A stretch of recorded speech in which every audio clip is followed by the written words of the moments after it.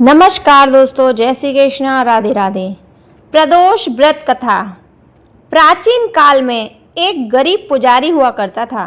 उस पुजारी की मृत्यु के बाद उसकी विधवा पत्नी अपने भरण पोषण के लिए पुत्र को साथ लेकर भीख मांगती हुई शाम तक घर वापस आती थी। एक दिन उसकी मुलाकात विदर्भ देश के राजकुमार से हुई, जो कि अपने पिता की मृत्यु के बाद दर दर भटकने लगा था। उसकी यह हालत पुजारी की पत्नी से देखी नहीं गई।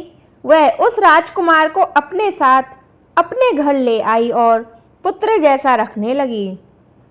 एक दिन पुजारी की पत्नी अपने साथ दोनों पुत्रों को शांडिल्य ऋषि के आश्रम ले गई।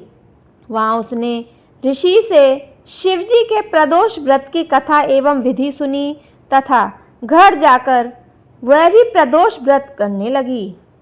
एक बार दोनों बालक वन में घूम रहे थे। उनमें से पुजारी का बेटा तो घर लौट आया, परंतु राजकुमार वन में ही रह गया। उस राजकुमार ने गंधर्व कन्याओं को क्रीड़ा करते हुए देखा तो उसने बात करने लगा। उस कन्या का नाम अंशुमति था। उस दिन वह राजकुमार घर देरी से लौटा।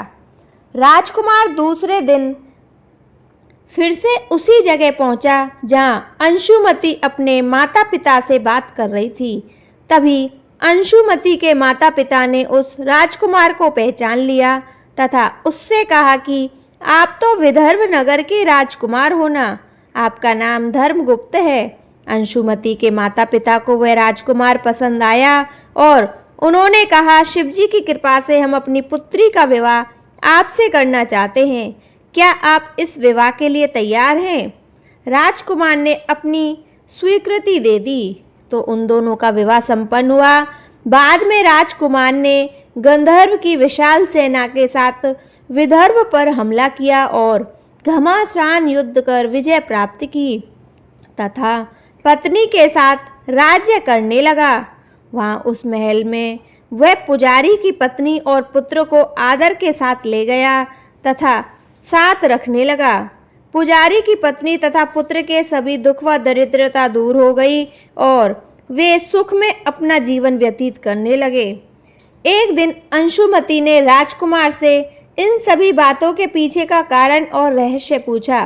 तब राजकुमार ने अंशुमति को अपने जीवन की पूरी बात बताई और साथ ही प्रदोष व्रत का महत्व और व्रत से प्राप्त फल से भी अवगत कराया। उसी दिन से प्रदोष व्रत की प्रतिष्ठा व महत्व बढ़ गया तथा मान्यता अनुसार लोग यह व्रत करने लगे। कई जगह पर अपनी श्रद्धा के अनुसार स्त्री पुरुष दोनों यह व्रत करते हैं। इस व्रत को करने से मनुष्य के सभी कष्ट और पाप नष्ट होते हैं एवं मनुष्य को अभिष्ट की प्राप्ति होती है। बोलो हर हर महादेव।